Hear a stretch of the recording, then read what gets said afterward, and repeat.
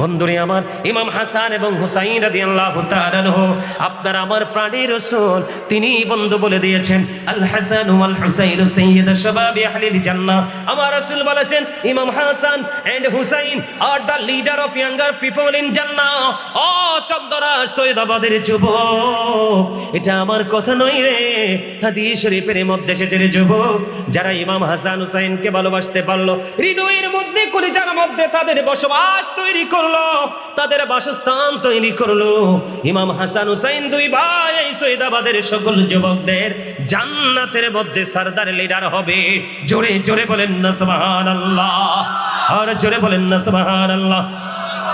তাহলে যুবকদের কোনো টেনশনের দরকার আছে না নাই? আর জোরে ও বন্ধু আমার দেখে থাকেন, ইমাম হাসান হুসাইন জান্নাতের যুবক, জান্নাতের লিডার, আপনারা আমাকে রিসিভ করবে বন্ধু। কিন্তু সেই ইমাম হুসাইন হাসান রাদিয়াল্লাহু তাআলা আনহু, ইমাম হুসাইন রাদিয়াল্লাহু তাআলা আনহু 61 হিজরিতে কেন তিনি কারবালার ময়দানে ওই শত শত হাজার হাজার ইয়াজিদ বাহিনীর সঙ্গে নাম মাত্র কিছু সৈনিক তিনি যুদ্ধে মোকাবেলা করলেন, ঠিক কিনা বলেন? এটা আমাদের মধ্যে জানার দরকার আছে না নাই? আর জোরে বলেন, জানার দরকার আছে না নাই? এখানে বন্ধু গুরুত্বপূর্ণ শিক্ষা। উম্মুল ফজল বিনতে হারিস রাদিয়াল্লাহু তাআলা আনহা তিনি একদিন বললেন, তিনি একদিন স্বপ্ন দেখলেন, ও বন্ধু আমার নবীজির পবিত্র দেহ মোবারক থেকে এক টুকরা গোশত ওনার হাতের মধ্যে রাখা হয়েছে। তিনি স্বপ্ন দেখলেন, স্বপ্ন দেখার পরে আবার রাসূলুল্লাহ সাল্লাল্লাহু আলাইহি সাল্লামের কাছে চলে গেলেন, ইয়া রাসূলুল্লাহ, ইয়া হাবিবাল্লাহ, নবী গো, ও প্রাণের নবী, আমি দেখতে পাইলাম, আমি আজকে খওফের মধ্যে দেখতে পাইলাম আপনার থেকে এক টুকরা গোশত আমার মধ্যে রাখা হয়েছে। আমার রাসূল ডাক দিয়ে বললেন, তুমি মঙ্গলময় স্বপ্ন দেখেছো, সত্য স্বপ্ন দেখেছো। তখন আমার নবীজি ওনাকে ব্যাখ্যা করে জানিয়ে দিলেন যে আমার ফাতেমার কলিজার টুকরা হুসাইন রাদিয়াল্লাহু তাআলা আনহু আসবে, আর এইটা তোমার কোলে রাখা হবে। জোরে জোরে কন্যা সুবহানাল্লাহ। বন্ধুরে আমার, দিন শেষে দেখা গেল সত্যি সত্যি বন্ধু মা ফাতেমার যখন ওদর থেকে ইমাম হুসাইন রাদিয়াল্লাহু তাআলা আনহু আসলো, উম্মুল ফজল বিনতে হারিসের কোলের মধ্যে দেওয়া হলো, তখন তিনি ওই নুরানি সন্তানটাকে আমার রাসূলের কাছে নিয়ে গেলেন। আপনার আবার প্রাণী রাসূলের কাছে নিয়ে যাওয়ার পরে রাসূলের কোলের মধ্যে দিল, হঠাৎ করে রাসূলের দৃষ্টিটা কোথায় জানি হারিয়ে গেল। এবার উম্মুল ফজল বিনতে হারিস নজর দিয়ে চাইয়া দেখলো আমার নবীজির দুই চোখ মুবারক দিয়ে ঝর্ণার মতো বন্ধু পানি প্রবাহিত হতো। একবার আল্লাহু আকবার। এবার তিনি জানতে চাইলেন, ইয়া রাসূলুল্লাহ, ইয়া হাবিবাল্লাহ, নবী গো, ও প্রাণের নবী, ও প্রাণের নবী গো, আপনি কাঁদছেন কেন গো? আমার নবীকে আবার তিনি উত্তর দিয়ে দিলেন আবার রাসূল যে ইমাম হাসান ইমাম হুসাইনের শহীদের কথা তিনি জানিয়ে দিলেন। এবার আমার রাসূল বললেন, যেই জায়গার মধ্যে ইমাম হুসাইন রাদিয়াল্লাহু তাআলা আনহু শাহাদাত বরণ করবে, ওই শাহাদাত বরণের যেই জায়গার মধ্যে শাহাদাত বরণ করবে, ওই জায়গার মাটি পর্যন্ত জিবরাইল এসে আমার প্রাণের রাসূলের হাত মোবারকে দিয়েছেন। জোরে জোরে কন্যা সুবহানাল্লাহ। বন্ধুরে আমার, ইমাম হুসাইন রাদিয়াল্লাহু তাআলা আনহু এবং ওনার সঙ্গীদেরকে যারা বন্ধু শহীদ করেছে ইয়াজিদ বাহিনী, ঠিক কিনা বলেন? এখন ইয়াজিদের প্রেতাত্মাই দুনিয়ার মধ্যে আছে না নাই?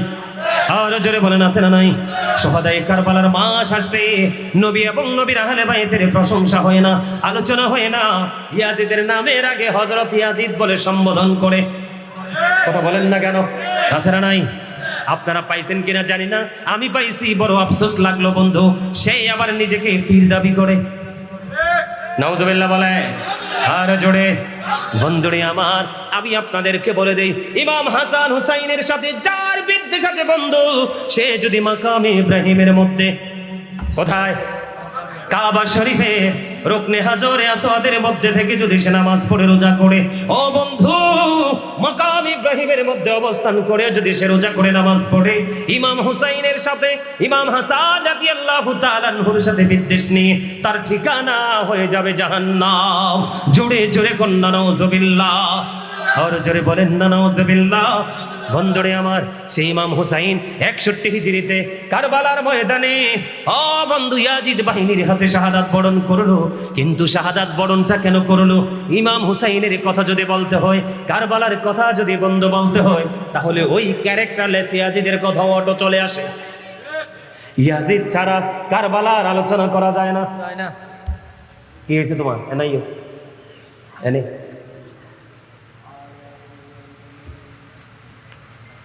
হিন্দি বই সামনে, হ্যাঁ সুন্দর আলী সুন্দর করে বই, ঠিক আছে। তারে দেখতে আসি কদ্দুর পরে পরে থেকে গীতা জানি করতো চাই, এর লেগে তার একবার একা লয়েছি, আর একটু করলে তারা এনে নেব। কথা কন না কেন? আরো জোরে। বন্ধু আমি আপনাদেরকে বলে দিই, Yazid is characterless, 100% characterless Yazid. বিশ্বাস করেন না? তার মানে চরিত্রহীন, আর কি চরিত্রহীন, কথা কয় না? চরিত্রবান মানুষ কখনো নবীর কলিজার টুকরাকে এইভাবে কি শহীদ করতে পারে? পানি না দিয়া, কষ্ট দিয়া পারে? পারে না। বন্ধু আমার দিকে তাকান, আমার রাসূল উম্মে সালমা রাদিয়াল্লাহু তাআলা আনহার হাতে ও বন্ধু একটা মুষ্টি মাটি দিয়ে বললেন, এই মাটিগুলো যত্ন করে রেখে দাও, যেদিন দেখবে ওই মাটিগুলো রক্তে লাল হয়ে গেছে, সেই দিনই বুঝবে রে আমার কলিজার টুকরা হুসাইন শহীদ হয়ে গেছে। বন্ধু ও চন্দনায় সৈদাবাদের আমার ভাই, আমার বাবা গো, মা বোনদেরকে বলে দে গো, সন্তানদেরকে শিক্ষাগুলো দিতে হবে। কারণ বন্ধু সত্যি সত্যি 61 হিজরিতে মুহররম মাসের 10 তারিখে উম্মে সালমা সাইয়া দেখলেন বন্ধু, ওই আমার নবীজির দেওয়া মাটিগুলো রক্তে লাল হয়ে গেছে। এইখানে দুইটা বিষয় বন্ধু নিহিত আছে, এর মধ্যে একটা বিষয় অত্যন্ত গুরুত্বপূর্ণ। সেই বিষয়টা হলো বন্ধুরে আমার নবীজি গায়েবের খবর জানে বললে অনেকেরই পায়জামা গরম হয়ে যায়, ঠিক কিনা বলেন? আপনারা বলেন, অত্যন্ত গুরুত্বপূর্ণ পয়েন্ট বন্ধু ফাইন্ড আউট করতে হবে। যুবক আমি তোমাদেরকে বলে দেই রে, ও বন্ধু ইহুদি নাসারার দালালেরা, ইয়াজিদের প্রেতাত্মারা যুবকদেরকে টার্গেট করে করে পথভ্রষ্ট করে দিচ্ছে। কারণ ইয়াংম্যানদেরকে হাতে নিলে তাদের স্বার্থ হাসিল করা খুবই সহজ হয়ে যায়, ঠিক কিনা বলেন? আমার দিকে দেখানো বন্ধু, ওই যে 61 হিজরিতে ইমাম হুসাইন শাহাদাত বরণ করবে, আর ওই দিন পর্যন্ত উম্মে সালমা রাদিয়াল্লাহু তাআলা আনহা বেঁচে থাকবে, এটা নিশ্চয়ই গায়েবের খবর, ঠিক কিনা বলায়? আমি কিন্তু আপনাকে কিছু সোনা গহনা দিয়ে বলতে পারবো না আজ থেকে 10 বছর পরে অমুক জায়গায় ঘটনাটা ঘটবে, তুমি দেখো, এটাকে আমরা বলতে পারবো? কারণ এটা বলার সক্ষমতা বা পাওয়ার কোনোটাই আমাদের নেই।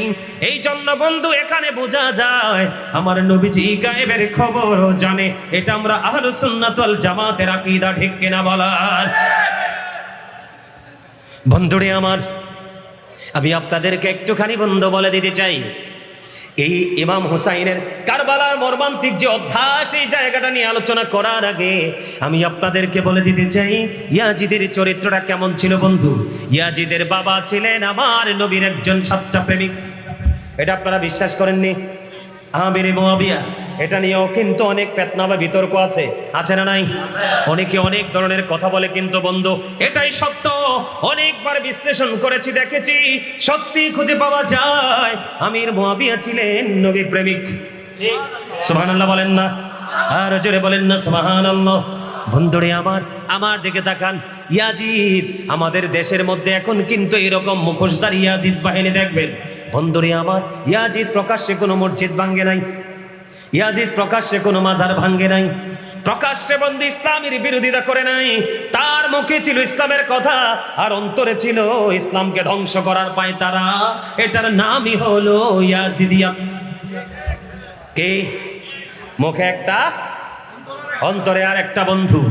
ইয়াজিদের উপদেষ্টা ছিল কে জানেননি? ইয়াজিদের উপদেষ্টা ছিল যিনি, তার নাম ছিল শারজুন বিন মানসুরুর রুমি, যিনি ছিলেন একজন ইহুদি। ইহুদিরা কখনো মুসলমানের উপদেষ্টা হতে পারে? কখনো পারে না। ইহুদিরা কখনো মুসলমানের উপদেষ্টা হতে পারে না। বন্ধুরে আমার, বেঈমান কাফেরেরা, ইহুদি নাসারারা মুসলমানদের প্রকাশ্য শত্রু বলেছে কে? আমার আল্লাহ বলেছেন ইন্নাল কাফিরিনা কানু লাকুম আদুওয়াম মুবিনা। আমার আল্লাহ বলেছেন দ্য হেরিটেক্স are the eternal enemy of the believers. ইমানদারদের প্রকাশ্য শত্রু হলো বেঈমান কাফেরেরা। ইয়াজিদের উপদেষ্টা ছিল যিনি, তার নাম হলো শারজুন বিন মানসুর রুমি, যিনি ছিলেন একজন ইহুদি বন্ধু। দিনের বেলা তিনি বানর নাচাতো, আর রাত্র যখন হতো মদের আসর বসাতো, নারীদেরকে নিয়ে বন্ধ নষ্ট পরিবেশ তৈরি করত। জোরে জোরে কন্যা নাউজুবিল্লাহ, আর জোরে বলেন না নাউজুবিল্লাহ। বন্ধুরে আমার, ইমাম হুসাইন এবং ইয়াজিদের মধ্যে যুদ্ধ হওয়ার কারণটাকে সত্য এবং মিথ্যার পার্থক্য বোঝানোর জন্য, ঠিক কিনা বলেন? বন্ধুরে আমার, আপনি যদি সত্যের জন্য লড়াই করে এই মুহূর্তে যদি আপনি জীবন দিয়ে দেন, আর যিনি মিথ্যার সন্ধানে আছে, মিথ্যার পথে আছে, অন্যায় পথে আশ্রয় নিয়ে যে যদি যুগ যুগ বেঁচেও থাকে, তারপরেও সে বন্ধু চিরপরাধীন, ঠিক কিনা বলে? যদিও ইমাম হুসাইনকে যদিও সে কতল করেছে, শহীদ করে দিয়েছে, কিন্তু আসলে সত্যিকারের মৃত্যু হয়েছে ইয়াজিদের। কথা বলেন না? কতলে হুসাইন আর শর্মে মর গে ইয়াজিদ হে, ইসলাম জিন্দা হোতা হে হার কারবালা কি বাত, ঠিক কিনা বলেন? বন্ধুরে আমার, মূলত মরণ তো ইয়াজিদের হয়েছে, ইমাম হুসাইনের মধ্যে মরণ হয়নি। ইমাম হুসাইন রাদিয়াল্লাহু তাআলা আনহু এখনো পর্যন্ত দুনিয়ায় বেঁচে আছে বন্ধু, যুগ যুগ বেঁচে থাকবে, কিয়ামত পর্যন্ত বেঁচে থাকবে। কেমনে বেঁচে থাকবে? মুমিনের সিনায়, ঠিক কিনা বলেন? আপনারা দেখেন, ইয়াজিদের স্মরণ হয় না? হয়। ইয়াজিদের স্মরণ হয় না, ইমাম হুসাইনের স্মরণ হয়। এখন কিন্তু কারবালা না, কারবালা নেই, এখন কিন্তু কারবালা না, কিন্তু আমরা কারবালার মাহফিল করতেছি বন্ধু। এটাই তো হলো নবীর কলেজার টুকরার জীবন, আর আমাদের জীবন হলো নবীর কলেজার টুকরা, ঠিক কিনা বলেন? বন্ধুরে আমার, এই ইয়াজিদ বাহিনী কত ক্যারেক্টারলেস ছিল জানেন না? 61 হিজরিতে কারবালা হয়েছে। কত হিজরি? 61 হিজরিতে কারবালা হয়েছে। 63 হিজরিতে ইয়াজিদ বাহিনী বন্ধু আপনারা দেখতে পেয়েছেন, শুনতে পেয়েছেন বন্ধু, ইয়াজিদ বাহিনী 63তে হাররার ঘটনা ঘটিয়েছে। বন্ধুরে আমার দিকে তাকান, এখন দেখবেন আমাদের দেশে জিনাকার, বলৎকারী আছে না নাই? আরো জোরে বলেন, সমকামিতা আছে না নাই? এইগুলো কখনো বন্ধু মুমিনের ইতিহাস না, এগুলো কখনোই মুমিনের কাজ না, এগুলো কখনো আহলে সুন্নাত ওয়াল জামাতের লোকেরা করে না। বাংলাদেশের মধ্যে যতগুলো জিনা হয়েছে, যতগুলো ব্যভিচার হয়েছে, এরা হলো ইয়াজিদের আওলাদ। আর জোরে বলেন না, ঠিক না ঠিক? এরা হলো ইয়াজিদের আওলাদ। বলে হুজুর কেন গো? আমি আপনাদেরকে বলে দেই বন্ধু, 61 হিজরিতে কারবালা হয়েছে, আর 63 হিজরিতে মসজিদে নববী, মদিনার মসজিদের মধ্যে বন্ধু, ও বন্ধু, 3 দিন পর্যন্ত আজান দিতে দেয় নাই, আজান দিতে দেয় নাই, নামাজ পড়তে দেয় নাই। ওই মসজিদটাকে ঘোড়া রাস্তা বল বানিয়েছিল। ওই 3 দিন পর্যন্ত ইয়াজিদ বাহিনী মদ খাওয়া, জিনা করা, ব্যভিচার করা, সমাজের যত কোরআন হাদিস বিরোধী যত নিকৃষ্ট কাজ, সবগুলোকে হালাল বলে ঘোষণা দিয়েছে। জোরে জোরে কন্যা নাউজুবিল্লাহ, আরো জোরে বলেন না নাউজুবিল্লাহ।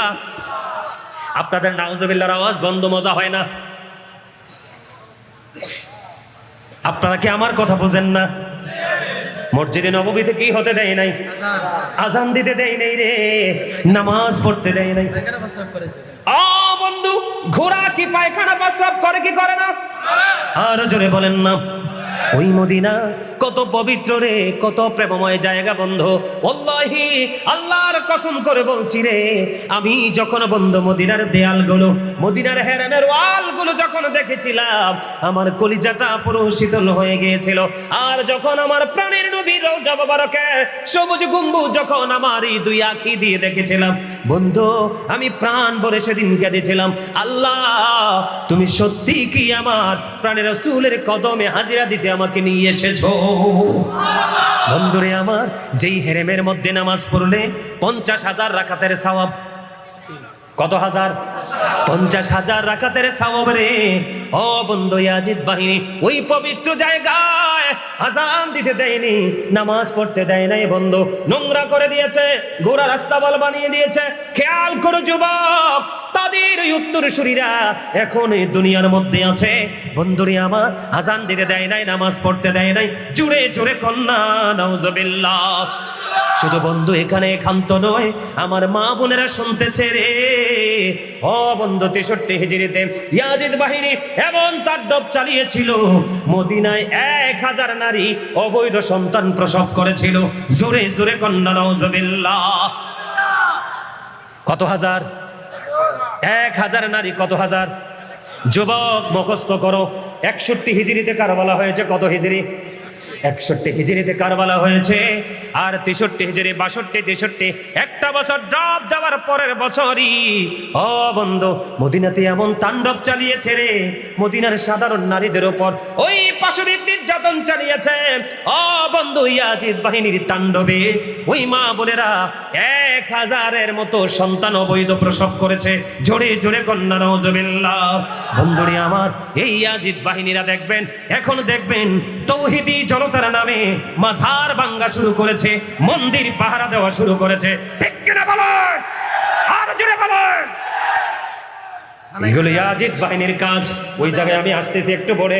বন্ধু, আপনারা বুঝবেন না, আমরা কিতাব পড়েছি, চুল দাড়িগুলো এমনি এমনি পাকেনি। বন্ধুরে আমার, আগে ক্লাস করেছি, তারপরে বাচ্চাদেরকে ক্লাসও করিয়েছি। চুল দাড়িগুলো এমনি পাকেনি, এত বেশি অবজারভেশন করেছি কারবালা নিয়ে। বন্ধুরে আমার, ইয়াজিদকে একটা সেকেন্ডের জন্য ভালো মানুষ বলার জায়গা আমি গাজী সুলাইমান পাই নাই। জোরে জোরে কন্যা নাউজুবিল্লাহ। আর জোরে বলেন না নাউজুবিল্লাহ। আমি আজকে চন্দনাস, এই চন্দনাইশে বন্ধু সৈদাবাদের যুবক, তোমাদেরকে অন্তর থেকে ভালোবাসা এবং মোবারকবাদ জানাই আমাকে এই গুরুত্বপূর্ণ আলোচনাটা দেওয়ার জন্য। কারণ বর্তমান প্রেক্ষাপটের দিকে তোমরা দাঁড়িয়ে দেখো, ওই ইয়াজিদ বাহিনীর মতো তাণ্ডব চালাচ্ছে এই 90 ইয়াজিদেরা। ঠিক কিনা বলেন? আরো জোরে বলেন ঠিক না ঠিক? আরো জোরে বলেন না ঠিক না ঠিক? বন্ধু, হৃদয় খুলে তোমরা শোনো, 10,000-এর বেশি মদিনার সাধারণ মানুষকে হত্যা করেছে। 700 সাহাবীকে কোনো যুক্তি ছাড়া, কোনো তর্ক ছাড়া অতর্কিতভাবে তারা হত্যা করে ফেলেছে। জোরে জোরে কন্যা নাউজুবিল্লাহ। খানায়ে কাবা কি করেছে? কথা বলেন না? আগুন দিয়ে দিয়েছে। বন্ধু, তোমরা দেখো, ওই যে নুরা পাগলা, কয়দিন আগে নুরা পাগলা মারা গেল। তোমরা ইয়াজিদ বাহিনীর বংশধরকে তোমরা চিনে রাখো। আমি তোমাদের কাছে বলে যাই বন্ধু, অসংখ্য মিডিয়া আছে, মিডিয়ার মাধ্যমে এটা প্রকাশ হবে। আমি যদি মিথ্যা বলে থাকি বন্ধু, মানুষ আমাকে ধরবে। এই দেশে আমার চেয়ে বড় বড় বুজুর্গ ওলামায়ে কেরাম আছে বন্ধু। আমি আপনাদেরকে বলে দেই, আমার নবীজি বলেছে বন্ধু, একটা কবর, সাধারণ মানুষ, খেয়াল করো তোমরা, একটা সাধারণ মানুষের কবরের উপরে বসার চাইতে, খেয়াল করো, মানে একটা সাধারণ মানুষের কবরের উপরে বসার চাইতে তোমার গায়ের জামাটা আগুন লাগাইয়া দিলা। ধরেন সবাই জামায় ধরেন, প্র্যাকটিক্যালি ধরেন না, আপনার জামায় ধরেন, সবাই ধরেন। আরে হাতটা একটু নাড়ান নামিয়া, আপনার জামাটা ধরেন এইভাবে। প্র্যাকটিক্যালি আপনি ধরেন একটা মেজের কাঠি দিয়ে আপনি আগুনটা এখানে ধরিয়ে দিলেন, জামাটা পরে কোথায় যাবে? এদিকে তাকান, আমার গায়ে যেহেতু দুইটা আছে এটাও দেখাই, জুব্বাটা আছে, আছে না নাই? এইটা পরার পরে বন্ধু আবার এই জুব্বাটা পরে যাবে। জুব্বাটা পরে যাওয়ার পরে ভিতরে আরেকটা গেঞ্জি আছে, গেঞ্জি পরে যাবে। গেঞ্জিটা পরার পরে আমার বডির মধ্যে আছে অবশিষ্ট আমার এই দেহটা। ঠিক কিনা বলেন? আমার রাসূল বলেছে, তোমার গায়ের জামায় আগুন লাগিয়ে দেওয়া, আগুনে পরে ছাই হয়ে গেল। ওই ছাই হয়ে যাওয়ার পরে তোমার বডিতে আগুন লেগে গেল, তোমার বডিতে আগুন লেগে বডিটাও পড়া শুরু করলো। এটা তোমার জন্য অনেক উত্তম। একটা সাধারণ মানুষের, মুসলমানের কবরের উপরে বসার চাইতে, বুঝেন নাই? মানে নিজের গায়ে নিজে আগুন লাগিয়ে পুড়ে ফেলা অনেক উত্তম একটা ইমানদার, সাধারণ ইমানদারের কবরের উপরে বসার চাইতে। তাহলে আপনারা বলেন, ওই যে খানায় কাবায় যেমনি আগুন দিয়েছিল, মসজিদে নববীকে যেমনি নোংরা করেছিল, এখন দেখবেন ওই ইয়াজিদ বাহিনীরা তৌহিদি জনতার নামে ও বন্ধু বিভিন্নভাবে মানুষের উপর আক্রমণ চালায়। আপনারা বলেন, আমি আপনাদেরকে বলে দিতে চাই, ওই যে নুরা পাগলা, আমার কথা হলো, সে যদি কোনো ইসলাম বিদ্বেষী কাজ করে থাকে, তোমরা জেনে থাকো, তাই জীবন দশায় বন্ধু আইনের হাতে তুলে দিতা, তাকে বিচারের আওতায় আনতা। এইটা না করে একটা মানুষ মরে গেল বন্ধু, মরে যাওয়ার পরে তার কবর থেকে লাশটাকে তুলে, ওই কবর থেকে লাশটাকে তুমি আগুন দিয়ে পুড়িয়ে ফেললা। এটাকে কখনো কোনো ইমানদারের কাজ হতে পারে? কথা বলেন না, এটা হতে পারে না। আপনারা দেখেন বন্ধু, এই তৌহিদি জনতার নামে কত ধরনের নোংরামি করতেছে। এর মধ্যে সত্যিকারের নবী প্রেমিক, অলি প্রেমিক, আহলে সুন্নাত ওয়াল জামাতের একটা লোগো দেখতে পাবেন না। কারণ আমার নবীজি, আমার রসুল, রসুলের আহলে বাইত আমাদেরকে মারামারি, খুনাখুনি, কাটাকাটি শেখায়া যায় নাই, জ্বালাও পোড়াও ভাঙচুর করা শেখায় নাই। আমার নবীজি শিখিয়ে গেছেন বন্ধু, শক্ত হাতে মোকাবেলা করো।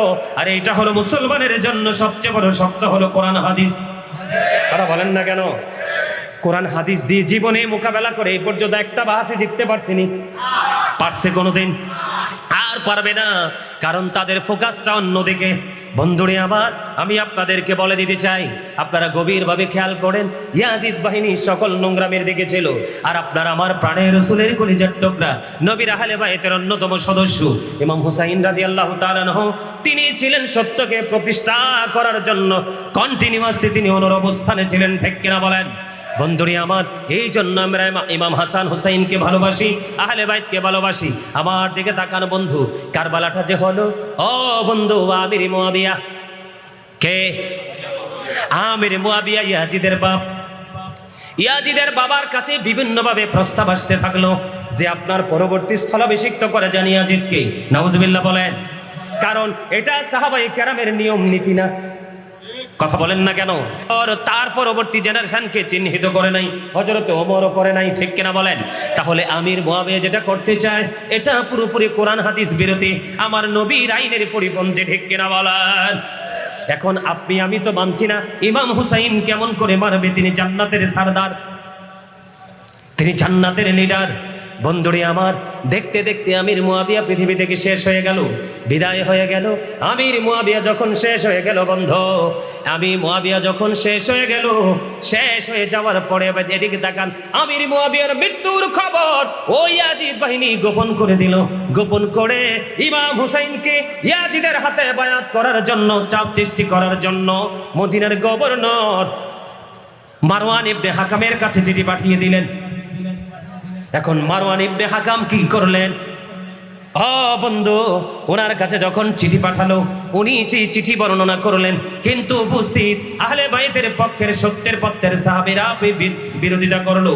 দেখতে দেখতে দেখতে দেখতে একটা পর্যায়ে ইমাম হুসাইনকে ডাকা হলো। কিসের জন্য জানেননি? খেয়াল করেন, মানে দেখবেন এই যুগেও ইয়াজিদ বাহিনীর তারা কিন্তু এইভাবে কাজ করে, অনেক সত্যকে গোপন করে আপনার সামনে কিন্তু একটা এমন ভাবে ফোকাস দিবে আপনার কাছে মনে হবে পুরোপুরি সত্য, কিন্তু আসলে এটার ভিতরে অসংখ্য মিথ্যা। ঠিক কিনা বলেন? আমি বলেছিলাম, খেয়াল করেন, ইয়াজিদ মানে হলো কি, ভিতরে একটা বাহিরে আর একটা। যেমন ভিতরের বাহির, যেমন মুখে হলো ইসলামের প্রেমের কথা, আর অন্তরে হলো ইসলামকে ধ্বংস করার পায়ে তারা। এবার বন্ধু কি করলেন? ইমাম হুসাইনকে ডাকলেন। ডাকার পরে বন্ধু ওয়ালিদ বিন উকবা এবং মারওয়ান ইবনে হাকাম তারা একটা কামরার মধ্যে ডাকলেন। ইমাম হুসাইন রাদিয়াল্লাহু তাআলা আনহু ওনার সঙ্গে কিছু যুবককে নিয়ে গেলেন। নিয়ে যাওয়ার পরে যুবকদেরকে বাইরে রাখলেন। কোথায়? বাহিরে রাখলেন। আর উনি ভিতরে গেলেন। যাওয়ার পরে ওনাকে বললেন বায়াত গ্রহণ করার জন্য। তিনি না করে দিলেন। কি করে দিলেন? তিনি না করে দিলেন। না করে তিনি বীরের মতো তিনি বের হয়ে যাচ্ছিলেন। মারওয়ান ইবনে হাকাম একটা ডাক দিয়ে বলেন, ওয়ালিদ বিন উতবাকে একটা ডাক দিয়ে বললেন, তুমি তাকে আটকাও, কারণ তাকে যদি আজকে তুমি ছেড়ে দাও আর কখনো তাকে এইভাবে তুমি খুঁজে পাবা না। ওয়ালিদ বিন উতবা ছিলেন নবীর আহলে বাইতের প্রতি একটু সফট, সুবহানাল্লাহ বলেন না, একটু প্রেমময় ছিল। কি ছিল? একটু প্রেমময় ছিল বন্ধু। এরপরে কি করলেন? ইমাম হুসাইন বের হতে লাগলেন। এবার মারওয়ান ইবনে হাকাম বললেন এখনই হত্যা করার জন্য। কিন্তু বন্ধু, নবীর কলিজার টুকরা, যিনি খাবার আপেল চাইলে যার জন্য আপেল জান্নাত থেকে চলে আসে, সুবহানাল্লাহ বলেন না। একটুখানি কি বলবো, ইমাম হুসাইন কেমন? চাইলে কি ওনাকে শহীদ করা যায়? ইমাম হুসাইন একদিন ছোট্ট মাঝখানে অ্যাড করে দেই বন্ধু। ইমাম হুসাইন ছোট্ট মা খাতুনে জান্নাত ফাতেমার গলা জড়িয়ে ধরলেন। মা গো, আমি আজকে একটু খেলতে যাব, খেলা শেষ করে আসার পরে আমাকে তুমি আপেল দিতে হবে। মা খাতুনে জান্নাত বললেন, যাও বাবা, যাও তুমি খেলা শেষ করে আসো, তোমাকে আমি আপেল দিব। মায়ের কাছ থেকে প্রতিশ্রুতি পাইলেন। পাওয়ার পরে ইমাম হুসাইন একটু সময়ের জন্য গেলেন, কিন্তু ওনারা তো দুনিয়াতে খেলার জন্য আসে নাই।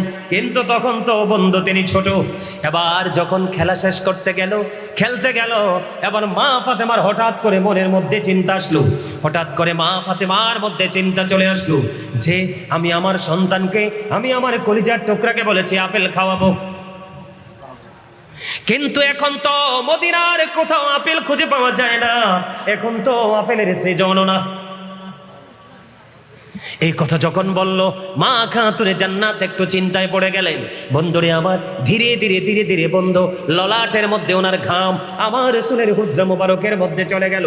হুজরা মুবারকের মধ্যে যাওয়ার পরে আমার রাসূল বসা ছিলেন। আমার রাসূল বসা থেকে দাঁড়িয়ে গেলেন, মা ফাতেমাকে বসার জন্য সুযোগ করে দিলেন।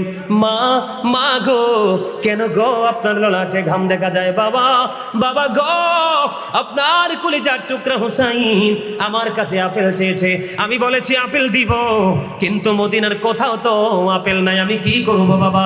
এই কথা বলতে দেরি বন্ধু, ও বন্ধু, জান্নাত থেকে জিবরাইল আলাইহিস সালাম আমার নবীজির হুজরা মোবারকে আপেল নিয়ে হাজির।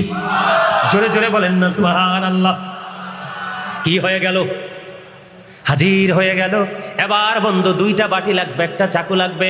মা আয়েশা সিদ্দিকা রাদিয়াল্লাহু তাআলা আনহার ঘর থেকে দুইটা বাটি, একটা চাকু আনার পরে হযরত জিবরাইল বন্ধু আপেলটাকে কি করলেন? দুই টুকরা করলেন।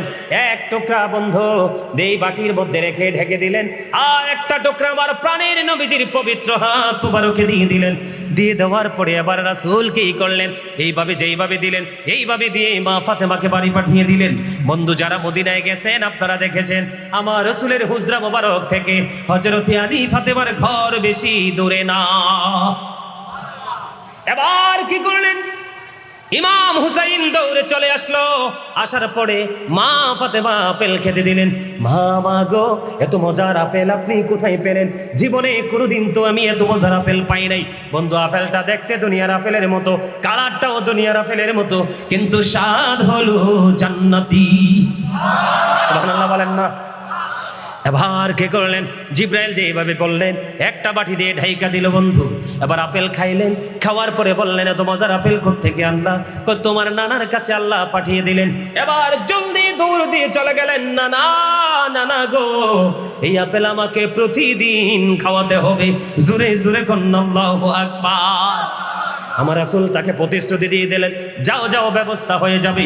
বন্ধু রহস্য হলো ওই যে অর্ধাংশ আপেল, কি অর্ধেক আপেল, এটার সিস্টেম হলো দৈনিক প্রতিদিন একবার ঢাকনা সরানো যাবে, কিন্তু দুইবার ঢাকনা সরানোর কোনো সুযোগ নাই।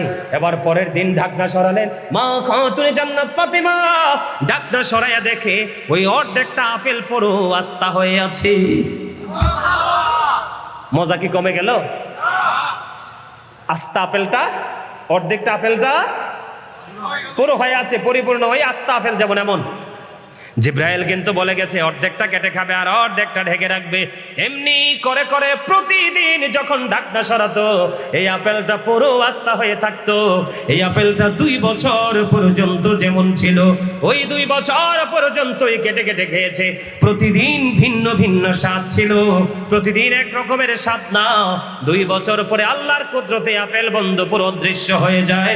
জোরে জোরে কন্যা সুবহানাল্লাহ। সেই ইমাম হুসাইনকে কি শহীদ করে দেওয়া হুট করে এত সহজ? কথা বলেন না, এত সহজ? এত সহজ না। এখান থেকে চলে গেল বন্ধু, ধীরে ধীরে ধীরে ধীরে বন্ধু গুরুত্বপূর্ণ জায়গাগুলো তুলে ধরতেছি। কুফা থেকে ইমাম হুসাইনের কাছে চিঠি আসলো মিনিমাম 150 চিঠি। কত? সর্বনিম্ন বলতেছে কত? 150 চিঠি। ওই চিঠি পেয়ে ইমাম হুসাইনের কাছে বায়াত গ্রহণ করার জন্য তারা আগ্রহ পোষণ করলো। কিন্তু কি করলেন? ইমাম হুসাইন যাওয়ার আগে বন্ধু মুসলিম বিন আকিলকে কুফায় পাঠালেন। মুসলিম বিন আকিল হুসাইনের পক্ষে বন্ধু বায়াত গ্রহণ করা শুরু করে দিল। কিন্তু ইয়াজিদ বাহিনী ওই দিক দিয়ে মুসলিম বিন আকিলের খবর জানার পরে ধীরে ধীরে ধীরে ধীরে আস্তে আস্তে করে মুসলিম বিন আকিলকেও বন্ধু হত্যা করে ফেললো। ইন্না লিল্লাহি ওয়া ইন্না ইলাইহি রাজিউন। কিন্তু যখন অবস্থাটা ওই বন্ধু আমাদের অনুকূলে ছিল, ইমাম হুসাইন রাদিয়াল্লাহু তাআলা আনহুর অনুকূলে ছিল, তখনই কিন্তু ইমাম হুসাইন রাদিয়াল্লাহু তাআলা আনহুকে কুফায় আসার জন্য মুসলিম বিন আকিল আমন্ত্রণ জানিয়েছিলেন। কিন্তু এর মধ্যে আস্তে আস্তে করে ওই অবস্থার অবনতি হতে থাকলো বন্ধু। একদিক দিয়ে ইমাম হুসাইন কাছাকাছি চলে আসলো, আরেক দিক দিয়ে মুসলিম বিন আকিলকে শহীদ করা হলো। ইন্না লিল্লাহি ওয়া ইন্না ইলাইহি রাজিউন। বন্ধুরে আমার, শাহাদাত বরণ করলো, এটা অনেক বড় ঘটনা। মুসলিম বিন আকিল স্থান ত্যাগ করেছেন, অনেক বড় ঘটনা। ওই মুনাফিকের মতো অর্থ ডোনার করে, অর্থ ডোনেশন দিয়ে মুসলিম বিন আকিলের সন্ধান বের করেছিলেন বন্ধু হয়ে। এগুলো অনেক ইতিহাস, অনেক লম্বা ঘটনা। দেখতে দেখতে ইমাম হুসাইন কারবালার প্রান্তর পর্যন্ত চলে আসলো। কিন্তু আসলেন যিনি, ওই ইয়াজিদ বাহিনীর পক্ষ থেকে যিনি বন্ধু আগাইয়া নিয়ে আসলেন, এর মধ্যে সবচেয়ে বড় বীর পুরুষ ছিল হুর। ইয়াজিদ বাহিনী নবী এবং নবীর আহলে বায়ত, নবীর পরিবার সবলকে কষ্ট দিয়েছে। ইমাম হুসাইনের শহীদে আমার নবী কষ্ট পাইছে কি পাইছে না? হযরতে আলী, মা ফাতেমা, শুধু বন্ধু, ও বন্ধু, মানুষ, জিন, ফেরেশতা সবাই কষ্ট পেয়েছে। জোরে জোরে কন্যা আল্লাহু আকবার। বন্ধুরে আমার, হুর পর্যন্ত কি করেছে? কুফা পর্যন্ত এগিয়ে আনার পরে ইমাম হুসাইনের সাথে তার হৃদয়ের মধ্যে বন্ধু প্রেম উদয় হলো। তার মনের মধ্যে তার মৃত আত্মাটা বন্ধু জাগ্রত হয়ে গেল। হুর ইমাম হুসাইনের কাছে তওবা করার জন্য আগ্রহ পোষণ করলো। ইমাম হুসাইনকে বলল, হে আলী মুকাম, আমি আপনার কাছে তওবা করতে চাই। এই মুহূর্তে যদি আমি তওবা করি, আল্লাহ রাব্বুল আলামিন আমাকে কবুল করবে কিনা? ইমাম হুসাইন বললেন, সত্যিকারের প্রেম নিয়ে যদি তুমি তওবা করো, আল্লাহ রাব্বুল আলামিন তোমাকে কবুল করে নেবে। জোরে জোরে কন্যা সুবহানাল্লাহ। সত্যি সত্যি বন্ধু, কুফা পর্যন্ত এগিয়ে নিয়ে আসার পরে তার অন্তরে প্রেম পয়দা হলো, আহলে বাইতের প্রতি ভালোবাসা সৃষ্টি হলো।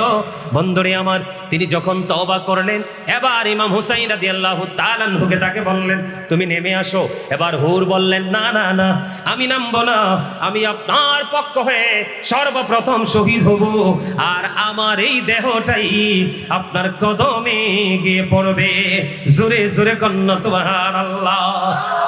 এখানে একটা জিনিস স্পষ্ট বন্ধু, একবারে ইমাম হুসাইনকে এবং ওনার সঙ্গীদেরকে শহীদ করার জন্য ইয়াজিদ বাহিনীর একেবারে মুখোমুখি আনার পরেও ও বন্ধু, অনুতপ্ত হওয়ার কারণে, আহলে বাইতের প্রেমের কারণে আল্লাহ রাব্বুল আলামিন এই ভয়ঙ্কর অপরাধীকে আমার আল্লাহ কবুল করে নিয়েছে। জোরে জোরে কন্যা সুবহানাল্লাহ। বন্ধুরে আমার, দেখতে দেখতে একেবারে কারবালার সন্নিকটে চলে আসলো। বন্ধুরে আমার, জয়নব প্রশ্ন করলেন, চতুর্দিকে ইয়াজিদ বাহিনী তাদেরকে শহীদ করার জন্য চতুর্দিক দিয়ে বন্ধু প্রহরা দিচ্ছে, তাদের সাথে কারবালা হবে, যুদ্ধ হবে, শহীদ করে দেবে। জয়নব প্রশ্ন করলেন, ভাই, ইয়াজিদ বাহিনী আমাদেরকে শেষ করার জন্য, ধ্বংস করার জন্য চতুর্দিক দিয়ে তারা অপেক্ষা করতেছে, অপেক্ষার প্রহর গুনতেছে, আপনি কি প্রস্তুতি নিয়েছেন? ইমাম হুসাইন রাদিয়াল্লাহু তাআলা আনহু তিনি উত্তর দিয়ে দিলেন, আমি আমার প্রাণের রাসূলকে স্বপ্নে দেখেছি। জোরে জোরে কন্যা সুবহানাল্লাহ। কেমন ভাবে আমি স্বপ্ন দেখেছি? অল্প সময়ের মধ্যে আমার নানার সাথে আমার দেখা হচ্ছে, তার মানে ও বন্ধু, নবীর আহলে বাইতের অন্যতম সদস্য ইমাম হুসাইন রাদিয়াল্লাহু তাআলা আনহু এবং ওনার সঙ্গীদের শাহাদাতের সময়। জোরে জোরে বলেন আল্লাহু আকবার, আর জোরে বলেন আল্লাহু আকবার। ইয়া রাসূলুল্লাহ, ইয়া হাবিবাল্লাহ, ইয়া রাসূলুল্লাহ, লা মুনকার নাকির আসিয়া সওয়াল করবেন বসাইয়া, নিবেন পর্দা দয়াল নবী উঠাইয়া, সালাম জানাবো কদম সুইয়া।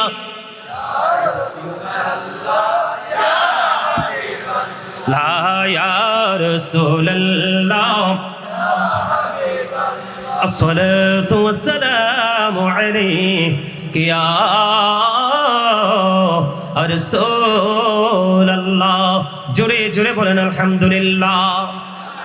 দেখতে দেখতে দেখতে দেখতে অনেক কিছুর পরে একেবারে মুহররমের 10 তারিখে একেবারে শাহাদাতের ধার প্রান্তে নবীর আহলে বাইতের অন্যতম সদস্য ইমাম হুসাইন রাদিয়াল্লাহু তাআলা আনহু সহ ওনার সঙ্গীরা। বন্ধুরে আমার, ইমাম হুসাইনের সঙ্গীদের যুদ্ধ হলো। যুদ্ধ করতে করতে করতে করতে একক যুদ্ধ শুরু হয়ে গেল। এদিকে তাকান। একক যুদ্ধ যখন শুরু হলো, সর্বপ্রথম আলী আকবর যুদ্ধের ময়দানে যাওয়ার জন্য প্রস্তুতি নিলেন। সর্বপ্রথম আলী আকবর যখন যুদ্ধের ময়দানে যাওয়ার জন্য প্রস্তুতি নিলেন, গিয়ে বন্ধু যুদ্ধের ময়দানে তিনি অনেকক্ষণ যুদ্ধ করলেন। যুদ্ধ করতে করতে তিনি পানির পিপাসা লাগছে। পানি তো এমনি নাই, ফুরাত নদীর পানি তো এমনিতেই বন্ধ। ইয়াজিদ বাহিনী তো নবীর, যেই নবীর কারণে আল্লাহ রাব্বুল আলামিন কুল কায়নাত সৃষ্টি করেছেন, সব সৃষ্টি করেছেন, সেই নবীর কলিজার টুকরার জন্য ফুরাত নদীর পানি বরাদ্দ বন্ধ করে দিছে কে? ইয়াজিদ বাহিনী। নাউজুবিল্লাহ বলেন না, আরো জোরে বলেন।